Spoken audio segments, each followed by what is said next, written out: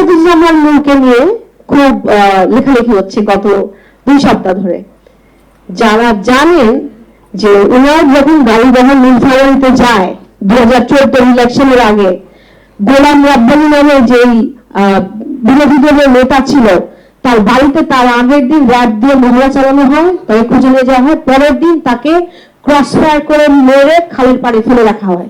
আমার অনেক প্রিয় অভিনেতা, অনেক প্রিয় বাকের হয়েছিল, কিন্তু যখন আপনি এই চরম মানবাধিকার লঙ্ঘনের জায়গায় যাবেন, আমার মনে হয় না রাষ্ট্রীয় প্রধান থেকে শুরু করে যেই ব্যক্তি হোক না কেন, দেশের যেই সংস্থারই হোক না কেন, একজনকেও ছাড় দেওয়া হবে। একজন রাষ্ট্রদূত যখন ভিকটিম ফ্যামিলিদেরকে সাথে দেখা করতে যান, তখনও তার গাড়ি গতিরোধ করা হয়। কিছু গ্রুপ অফ পিপল যাদেরকে ক্রিয়েট করা হয়েছিল, তৎকালীন সরকারি লোকজন ছিল, আওয়ামী লোকজন ছিল, রাস্তায় ব্লক করা হয়েছিল, এগুলো খুব ওপেনলি করা হয়েছে। তখন মানবাধিকার কমিশন আসলে কোথায় ছিল? এখানে লেথাল ইনজেকশন দিয়ে মানুষকে হত্যা করা হয়, ওখানে তারপরে লাশটাকে হয়তো নদীতে ফেলে দেওয়া হয়। এই জিনিসগুলো, এই ট্রমাগুলোর মধ্যে কিন্তু এতগুলো ভিকটিম ফ্যামিলি, হাজারো ভিকটিম ফ্যামিলি, এবং আপনি যদি 16 বছরে ধরেন এবং গত জুলাই আগস্টের নাম্বারটা যদি সেটার সাথে অ্যাড হয়, সেই নাম্বারটা কিন্তু 4-5 হাজারের কমে হচ্ছে না। এবং যাদেরকে যে হত্যা করা হলো এই জুলাই আন্দোলনে, এমনও অনেক 42 লাশ আমরা দেখেছি যাদের নাম এখনো আমরা বের করতে পারিনি।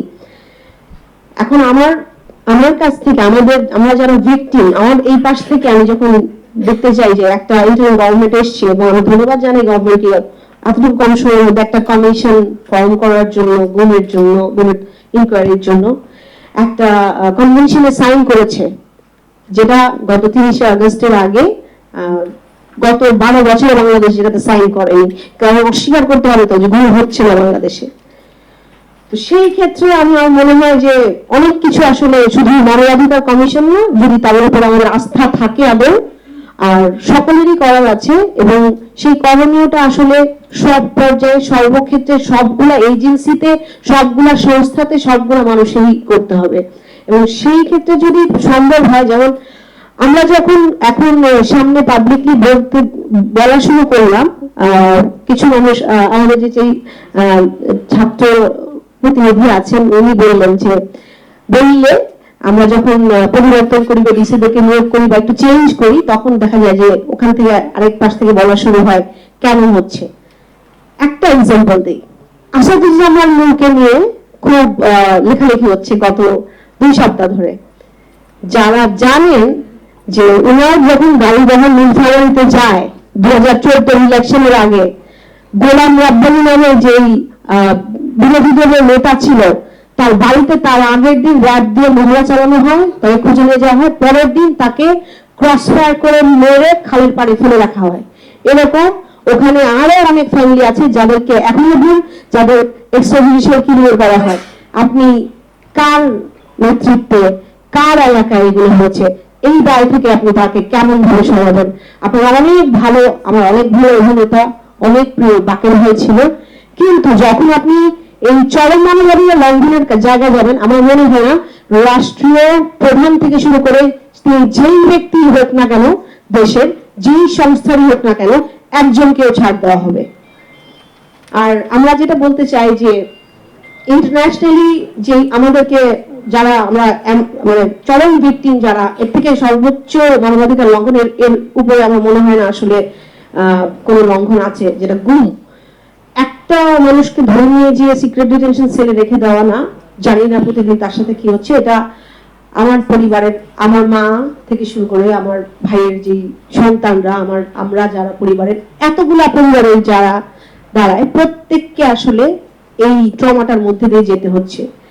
তো সেই জায়গা থেকে আমি বলতে চাই যে ইন্টারন্যাশনালি যে অর্গানাইজেশন গুলা, হিউম্যান রাইটস ওয়াচ 2020 একটা হচ্ছে 86% লিস্ট সরকারকে দিয়েছিল, সেটার কোনো সদুত্তর বা ইনভেস্টিগেশন হয়নি।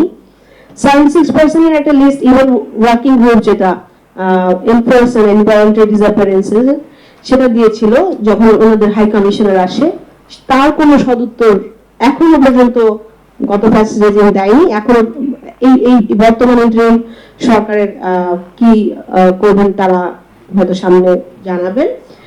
বাট এই আন্তর্জাতিক সংস্থাগুলো amnesty international, human rights watch, UN working group for enforcement and involvement, এরা কিন্তু গত 12 বছর আমরা দেখেছি বারবারই সরকারের কাছে জানতে চাচ্ছি, এবং আদার যে ইন্টারন্যাশনাল অর্গানাইজেশন, জিল্লুর ভাই বললেন যে একজন রাষ্ট্রদূত যখন ভিকটিম ফ্যামিলিদেরকে সাথে দেখা করতে যান তখনও তার গাড়ি গতিরোধ করা হয়, কিছু গ্রুপ অফ পিপল যাদেরকে ক্রিয়েট করা হয়েছিল, তৎকালীন সরকারি লোকজন ছিল, আওয়ামী লোকজন ছিল, রাস্তায় ব্লক করা হয়েছিল, এগুলো খুব ওপেনলি করা হয়েছে।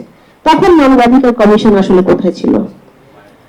তো আমরা আমাদের আসলে চাওয়ার জায়গাটা যেটা এখন অনেক কিছু, তো 12 বছরের এত কম সময় আমার মনে হয় না তুলে ধরা সম্ভব, বাট এখনকার যে চাওয়াটা, যে ইনকোয়ারি কমিশন গঠন হয়েছে তাদেরকে যথেষ্ট ভাবে সাপোর্ট দেয়া, এবং এখানে প্রত্যেকটা কেস এর এভিডেন্স গুলো যারা যেন তাদের কাছে যথাযথ প্রডিউস করা যায়। তো আমরা তাদের যে দায়িত্বটা চিহ্নিতকরণ এবং জানানো শুধুমাত্র পরিবারগুলোকে যে এই মানুষগুলো আসলে কোথায়, কি হয়েছে এখন আমরা জানি না, আমাদের স্বজনরা কি বেঁচে আছে নাকি তারা নাই, তাদের সাথে কি করা হয়েছে, এবং যে যাদের এগেইনস্টে অ্যালিগেশন, আপনি যে র্যাপিড অ্যাকশন ব্যাটালিয়ন টিম বলেন, ডিজেফআই বলেন, এই মেকানিজমে যারা ছিল সেই মানুষগুলা কিন্তু সেইখানেই ইউনিফর্মে আছে এখনো অনেক মানুষ।